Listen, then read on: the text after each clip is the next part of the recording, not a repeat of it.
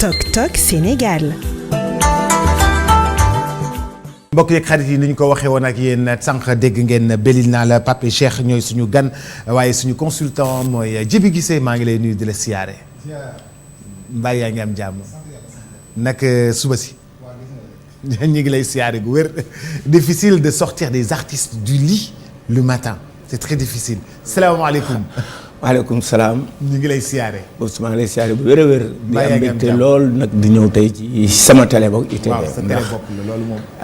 wér na. waaw mbaa yaa ngi am jàmm. maa ngi sant yàlla bu wér a wér. lu tax artistes yi am jafe-jafe yow suba teel. waaw parce que dañuy tëdd ñu si bari dañuy tëdd suba teel la ñuy tëdd. suba teel la ñuy tëdd. waaw man moom dañuy liggéey guddi gi. dañuy liggéey guddi gi des fois man moom 6 heures au moins naa 6 heures ba pare lay tëdd quoi. mun naa lu mu léegi naa au moins naa yeewu 5 heures du matin ba 6 heures doo ko tëdd. waaw loolu moom moo tax su ma xasee ba tëdd suba ba heure ba yenn heure yi. mu xaw a jafe sa waa ji ma ko waxee ma ne ko heure boobu day fekk may commencé tëdd di jàppante.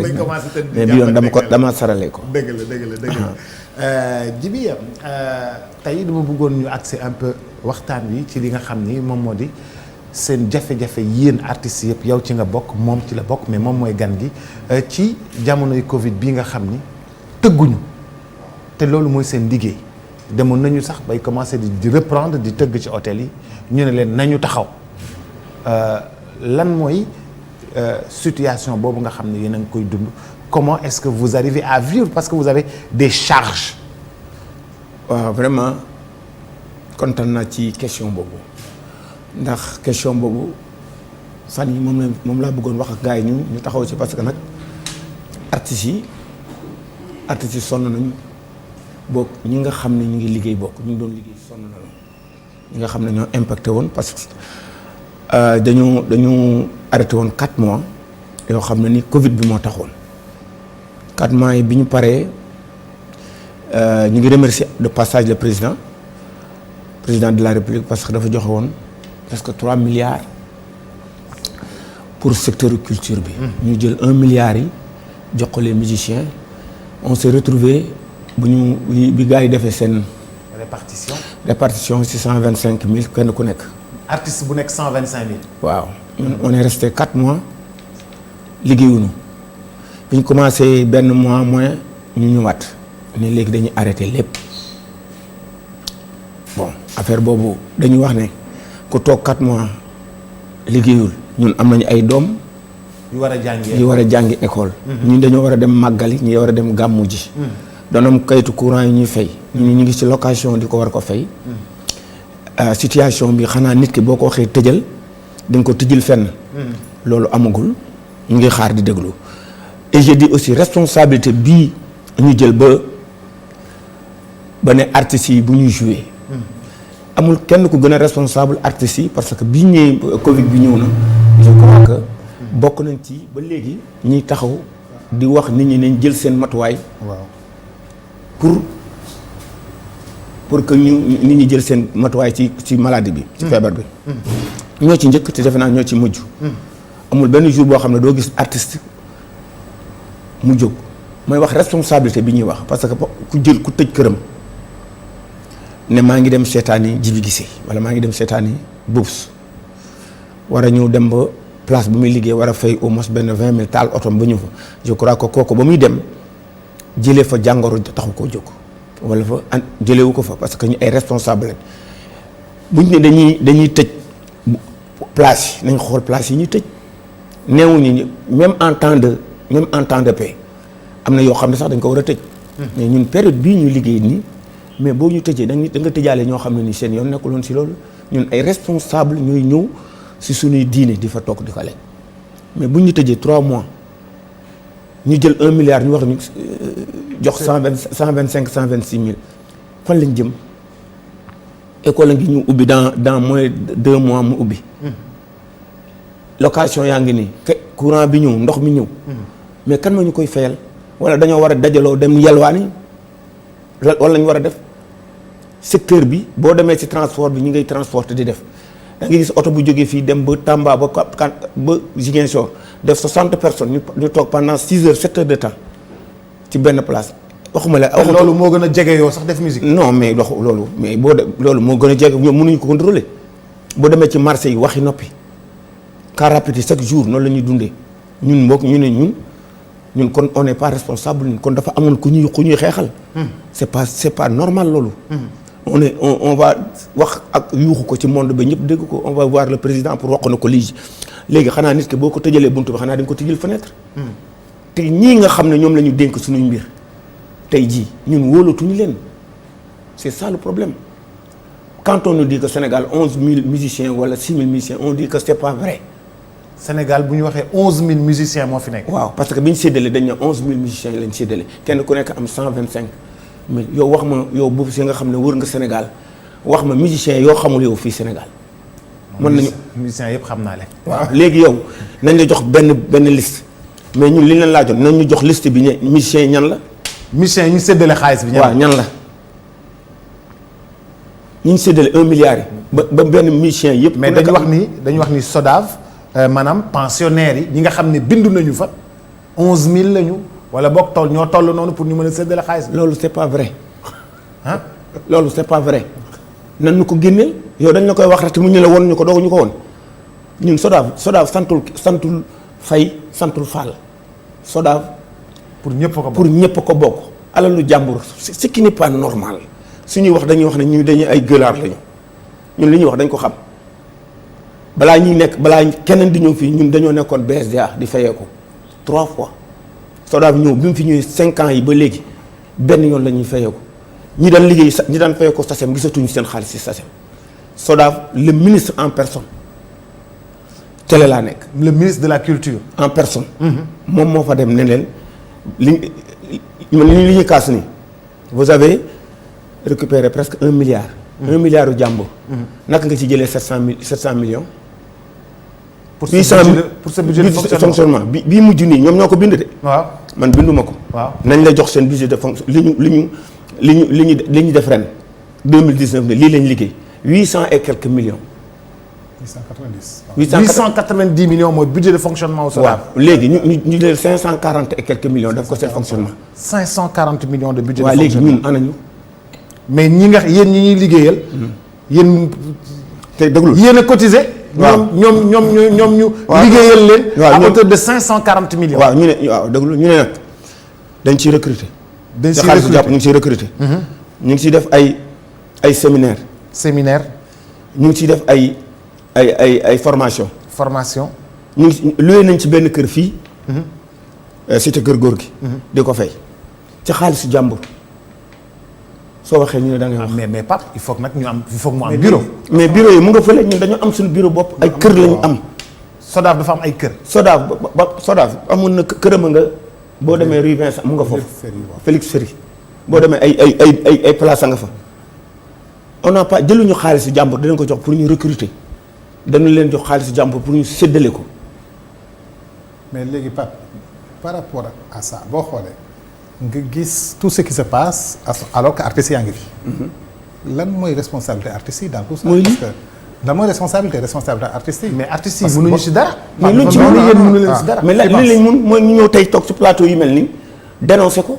même côté comme daaw ba ren maa ngi ci plateau bu ma dem. su ma demee si dëj sax damay wax SODAV parce que ça du dëgg li ñu nekkee du yoon c'est pas normal bu ñu la waxee Sénégal yow xam nga ne groupe boo fi dem quelques groupes exception ngay dem groupe boo fekk fa benn ay musiciens yoo xam ne nii. fixe mais yi si des yëpp boo génnee chanteur d'habitude tous les autres sont ay mercenaires lañu. ñu wax la ñaata musiciens moo am Sénégal. 11000. mais Pape SODAV mën na am 11000 pensionnaires. fan la koy jëlee. 11000 pensionnaires peut-être ceux qui sont. ku nekk mën na ko man mën naa wuti 11000 pensionnaires su fekkee du ma génnee fichier bi man mën naa ko wane. mën naa ko am su fekkee doo génnee fichier bi mën nga ko am waaw. c'est-à-dire que en fait dafa am au niveau de la SODAV du ñëpp ñooy ay professionnels. mun yow su la neexee yow. mais est-ce que les non-ayants droit. inscrits à la SODAV. ont droit ci li nga xam ne moom lañ leen di jox. bon au départ c'était dit que c'était pour les impactés. mais même bu ñu paree ci milliards yooyu noonu. mais aujourd'hui c'est la répartition de l'argent des droits d'auteur qui pose problème c'est ça. waaw là ça moins y aura moins de problème côté boobu parce que à part que rajo bu nekk ou bien télé bu nekk li am daf koy déposer au niveau de la SODAV et c'est ce que les gens déplorent parce que am na yeneen affaires yoo xam ne en dehors de droit d'auteur yoo xam ne ñëwagul aussi. mais ba kañ. waaw ba kañ ça fait 5 ans bi ñuy wax SODAV bi muy ñëw ils sont tous ñoom ñëpp dañu ne xam nga lu ñu waxoon ku daan am benn looy am yow fi nga bokkoon. waaw ñu ne fukk. ku daan am benn di nga am fukk léegi. waaw ñun waxuma la fukk yi ñett yi ñu doon am benn bi la moom la ñuy wër. mais pourtant man bërk démb y a pas longtemps les images sont encore là. bi ma invité Titi. ci tous à la télé. semaine boobu invité naa la mais disponible la woon. daf ma ne man. fay nañ ma. te biñ ma fayee damaa dugg ci ruq dóor pocc. waaw mais moom xam na xëy na moo xam ni ñu koy fayee parce que ñun ba léegi dafa am lu ñuy soupçonné eggaguñu foofu. oui ku mu mën a doon ñun man maa gën a man Sénégal ñëpp xam nañ ne sama nawle bu ma leen ëppalewul lu may joué ëppalewuñ ma la ñuy joué. yaa bokk nga ci ñi ëpp li ñuy joué. fii Sénégal guddi waaw. vendredi samedi dimanche et même des fois di nga def 2 soirées. loolu moom kon man su ma demee ñu may wax ñoo la ëppale. waaw kon xam naa lu tax ñu war maa ëppale man lan mooy tax ñu war maa ëppale ci ban critère am naa ay œuvres sur le plan international mu ngi foofu fayakuñ ma sur le plan national ñeewuma sama benn nawle. te ñu ngi wax fii ne ñun président ñun ñaanuñu nan ñu jox sunu droit bi ñu am mooy ñu dem liggéeyi. waaw ñaanuñu neewuñu ko ñu jox ñu xaalis pour ñu séddale ko bëgguñu boobu xaalis sunu ngor lañ bëgg ñu liggéey. nañ ci jox sunu ngor ñu droit ñu dem di ñaq bañ fi nekkee di ko taxawuñu kenn naan ko dimbale ñu man mënuma dem ci taxaw ci benn kanam nit naa ko alagay naa ko sàmbalu ngeer. waaw mënuma ko duma ko defal kenn. lan lañ bëgg ñu def artistes yi nañ leen defal ay armeel bokk ñu leen fay suul. mais Pape pourtant ala gay naa ko Samba Linguère. yow sama nit nga sama waay nga. waaw loolu. mu dox na. waaw mais foo koy defee. mais du ñëpp ko mën. du ñëpp ko mën. du ñëpp ko mën man mun naa fekk bu man ñoo nga soirée ba tàyyi ma tudd la tudd Maam Diarra tudd Maam Diarra. mais parce que sama nit man am na yoo xam ne boo ma añilee ay maam wooy nañ fi président Ablaye Wade xamuñu kuy maamam li mu def lañ woy amuñu pour wax kenn amuñu droit bi ñun. mais léegi Pape yow qu'est-ce que tu proposes réellement. li propose à l'état même surtout. à l'état li ñu leen di préparé li ñu leen ñaan mooy. li ñu ñaan mooy pas seulement moment ñoom ñu dem xoolaat bu baax. décision bii ñu jël ne revoir seen copie. copie bi ne dañuy tëj restaurant musicien bu ñu tëggati pendant 7 mois ñu nar a toog liggéeyuñu am ay doom. am ay nawle. am ay kër am yaay am ay baay. yooyu yëpp ñu war koo liggéey ñu war a jouer ci. ñu war a def loolu. léegi ñun lan la ñuy dundee. mais léegi xalaatuloo ni léegi jot na peut-être ñu organiser soit conseil ministériel sur l'art ou bien états généraux des arts ou bien quelque chose comme ça. non xam nga parce que dafa bari. waaw xam nga boo nee états généraux des nit ki balaa nga koy kii xam nga xar boo ko yeewee fee. waaw balaa nga koy jox da nga koy jox lu muy liggéey ba pare. doo ko dem lijjanti ay affaire am. waaw kii de internautes yi ñooy wax ak yow nii il y a 2 minutes. kii di Mame Fama Ngom. Bilay Pape et Cheikh li nga wax dëgg la dans ce pays il y a pas 2000 musiciens. Donc à plus forte raison 11 musiciens. 11 000 musiciens yi nga xam ne ñoom lañ ko séddale. Mass joxaat ma beneen gannaaw Mame Fama Ngom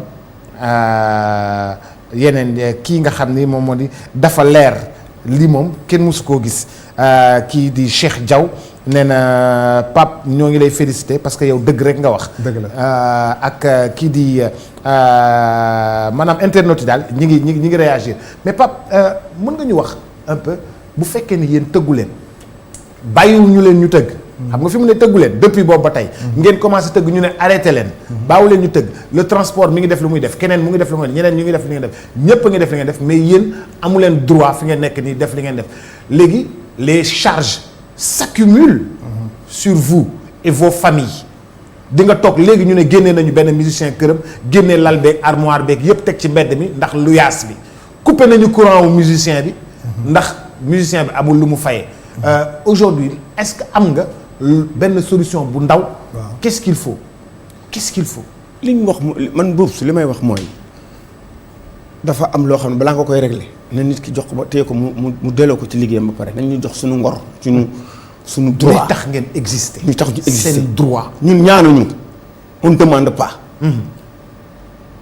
dañ doon liggéey comme ni ngeen di xëyee fii di liggéey ñun dañuy bëgg a liggéey yi bu ñu jëlee ñu ne mesures yi ngeen war a jël bu ngeen toogee def leen distanciation yi jël leen gel yeeg loolu ñun kenn gënuñoo responsable dañoo am ay jabar am ay doom ñoom ñu am ay jabar am ay doom mën nañu aaye situation boobu ñoom toog seen kër di liggéey ñun mënuñoo toog ñun waaw suñu kër toog noonu parce que ñoom bu weer dee ñu fayee ko ñun bu weer dee duñ fayee ko te yàlla def na ñii nga xam ne ñoom la ñu boole ñooñu buñ ñu tëralee ñu rendi ñu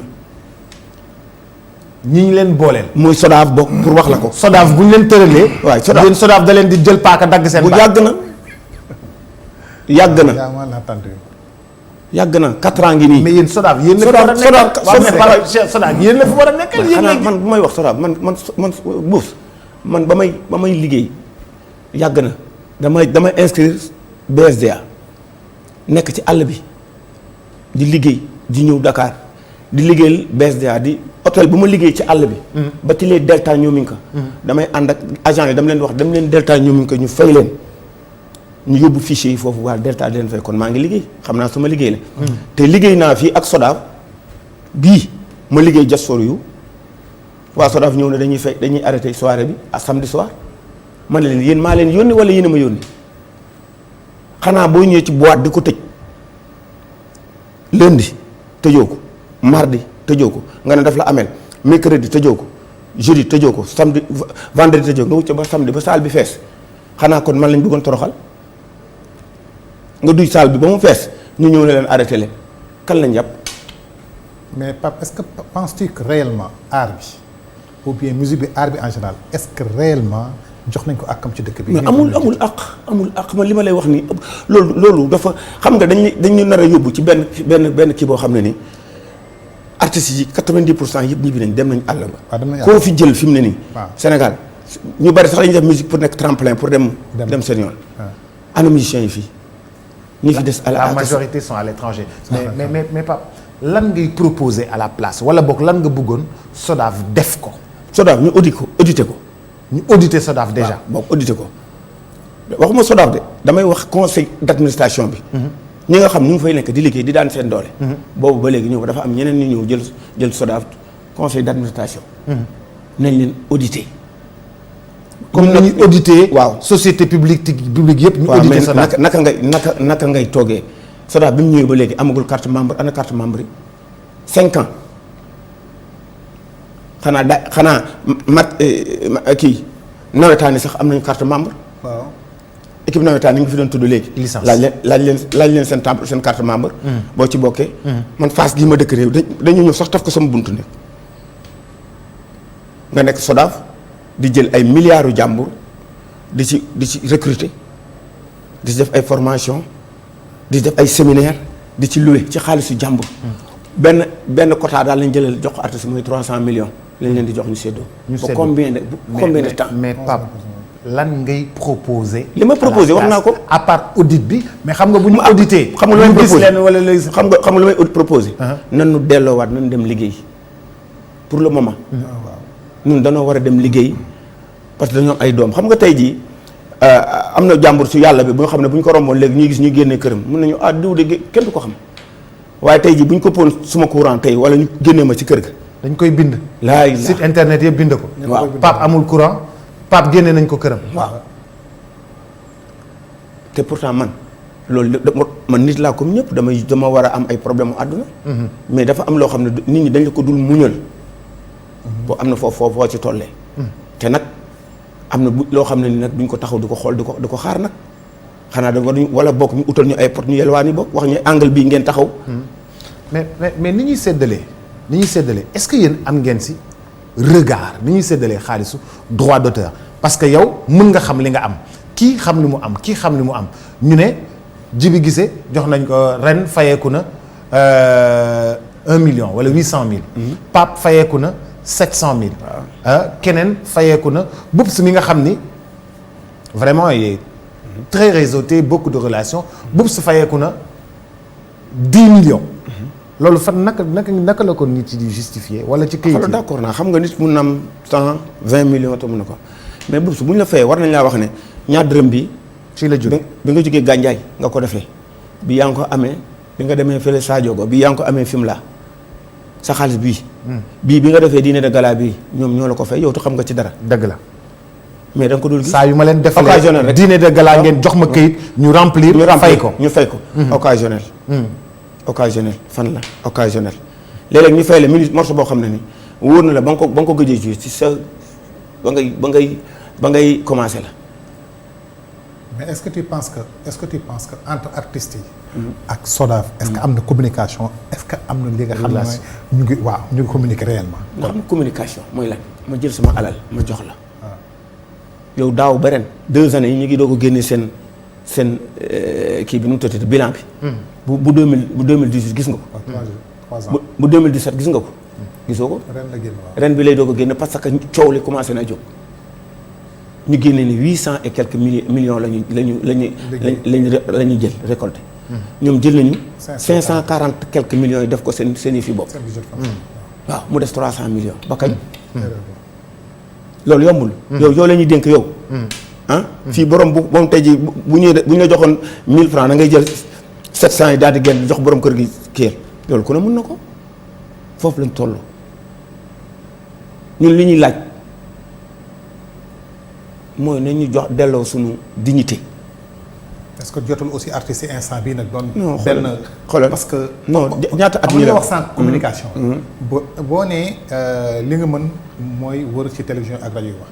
loolu benn communication. mais est-ce que volet organisation bi. surtout non mu ngi fi parce que am nañu benn kuréel bi ñuy wax say wi. say wi. gars yi même chanteur religieux yi. religieux yi waaw. théâtre cinéma lépp secteur culture ñoom ñëpp ñu ngi ci biir. ñu ngi koy waxtaanee xool naka la ñuy def ba ñu génn ci situation waaw ci xeetu njaam mi. ñu génn ci. mais Pape yow pour yow musiciens yi xeetu jaam la ñu nekkee nii. si. xeetu jaam. maanaam daal pour toi les musiciens ont perdu leur dignité quoi. mais xam nga les musiciens perdu dañ leen ciy poussé. dañ leen poussé vers. waaw dañ leen ci poussé xam nga am na musiciens yoo xam ne ni ay musiciens lañ professionnels dañuy liggéey. am na ñoo xam ne tey jii ay musiciens lañu parce que seen aada ak seen cosaan moo tax nañ ay géwél lañ wala loolu ñooñu mun nañ tey ne xaaral ma dem. seeti sama géer mu may ma am nañu ko mënul. am nañu ko mënul waaw am nañu ko mënul tey jii. buñ ne ñun duñ si ñi nga xam ne ñoom mënuñu loolu lan la ñuy dundee te loolu mooy seen métier. dëgg la lan la ñuy dundee nga am doom mu war a jàngi nga war a doom mu def examen. nga am kër war a fay luwaas nga war a am kër war a say joxe dépense. tous les jours. te xam nañu kër yu mag yi. mais transporteurs yi ñoom ba ñu tëjee yëf yi dañoo toj Touba de daal di def seen kii taal seen i pono. waaw daal di taal seen i pono ñu ne léegi ubbi nañu na oto yi daw gaaw na oto yi daw gaaw. mais yéen musiciens yi. xam nga loolu mënu leen ko. dañuy grève wala dañuy marche wala dañuy. lan ngay def dafa am façon boo xam ne nii. je crois que kenn ku nekk sa façon bi ngay xeexee. xam nga façon bi lay xeexee xam nga bi transporteurs yi jógee ministre transport daf leen jàppale. da ci taxaw. ñun c'est pas le cas. pour yow le ministre de la culture monsieur Abdoulaye Diop taxawul ci yëfu musiciens yi fi ñu toll nii. non fi ñu toll nii non parce que waroon na jóg taxaw tey ji xam le problème des musiciens. mais bu ñu koo tëj 8 mois. 4 mois mu des 3 mois war nga xam kii lan lay. mais sama waa kër la. mais est-ce que bëgg ngeen mu recevoir leen. ngeen discuter ak moom ci problème bi. xoolal Boubs. moom xam na ne ñun bëgg nañ ko ñu recevoir mais xam nga lu ñu bëgg. balaa nga ñuy recevoir. régler ñu dem liggéey. parce que tey jii am na bu ñu demee ba ca kanam am na mission yoo xam ne boo leen waxee dem leen ministère sax duñu am passe bu leen yóbbu. musiciens yi boo leen waxee ñëw leen ñu recevoir leen passe bu leen yóbbu sax ministère de la culture. duñ ko amati waaw cité kër góor gi duñ ko am. est-ce que. donc il est temps je pense bien que l'État les autorités les ministères ces autorités là toog ak artistes yi. parce que je pense que le problème c'est qu'il y a aucune communication. Vous me donnez entre l'autorisation les d'arranger le rendez-vous ñu def rendez-vous boo xam ne dañuy dem seeti ñu ministre gunge. de la culture maa leen di gunge man maay def rendez-vous bi maa koy woo maay bind j'écris officiellement ñu jël quelques musiciens yow moom ñu dem ngeen toog ngeen wax ko mu dégg parce que yëf yi doon face à face man maay bind lettre bi. man c'est xoolal man toog nañu moom 2 ou 3 fois man dem naa seeti ko. mais situation bi mu amee ba léegi jógagul moi je te donne bu fekkee ne man maay waxal musicien yëpp. man jox naa la autorisation boobu. ok jox naa la autorisation boobu. bu fekkee may waxal musicien yëpp. jox naa la autorisation boobu. foog ñu woo ko ñu dem ngeen toog ñu xool mu def ñu audience parce que tamit loolu mooy liggéeyam loolu lañ ko fi bàyyee ah on va essayer de voir ça Pape fu ñuy jeexale mooy tey joué wu leen les difficultés sont là vous ne les musiciens vraiment sonn nañu gis nañu par exemple musiciens yi nga les instrumentistes percussionnistes yi nga xam ni ñoo daje woon stade ne ñoom sonn nañu na président wax ci ñoom mooy kii tëggal Wally Seck kii tëggal Pape Diouf kii tëggal kii nii ñi leen di tëggal percussionnistes yi ne ñoom mënatuñu ko d'accord ñoom bu dul woon loolu sax sabar yeeg yooyu sax daan nañ ci am dara mënatuñoo am dara ça veut dire que situation bi fu mu nekk nii kenn non dafa carabiner kenn xamatul fan nga jëm yàlla rek moo leen di taxaw fu mu nekk nii yàlla rek moo leen mën a dimbali.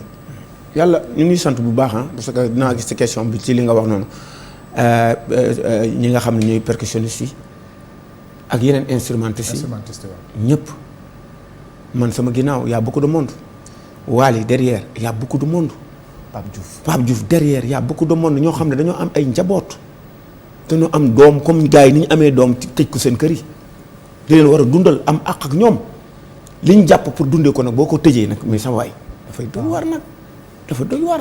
nañu ñu ngi interpeller président de la république. Voilà. di ko remercier nag de passage parce que dafa jël alal jox ko. yéeneem mooy mu affaire bi décanté wu.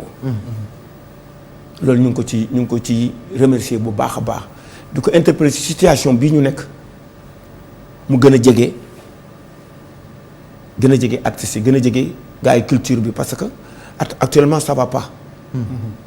ça va pas si culture bi parce que bu ma leen ne tey jii man su ma ñëwee du nom de Pape Cheikh xam nga ne am naa groupe tey jii fii Wally mënoon na fee toog.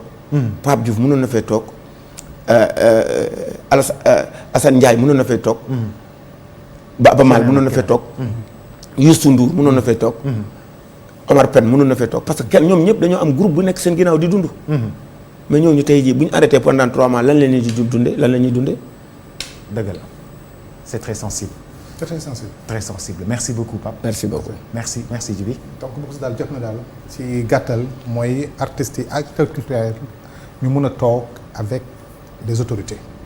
jot na les artistes mën a toog avec les autorités. J'ai adressé une correspondance tout à l'heure au ministre de la Culture, essayer de voir si on peut trouver un rendez-vous justement pour partager avec les artistes, discuter vraiment à bâton rompu ñu xool lan la ñu mën a def pour que vraiment mu porter aussi la parole des artistes auprès de son excellence le président de la République. Mesdames, Messieurs, c'était Tok Tok Sénégal. Merci pour l'attention particulière. Nous espérons avoir mérité votre attention. Bonne journée. Ciao.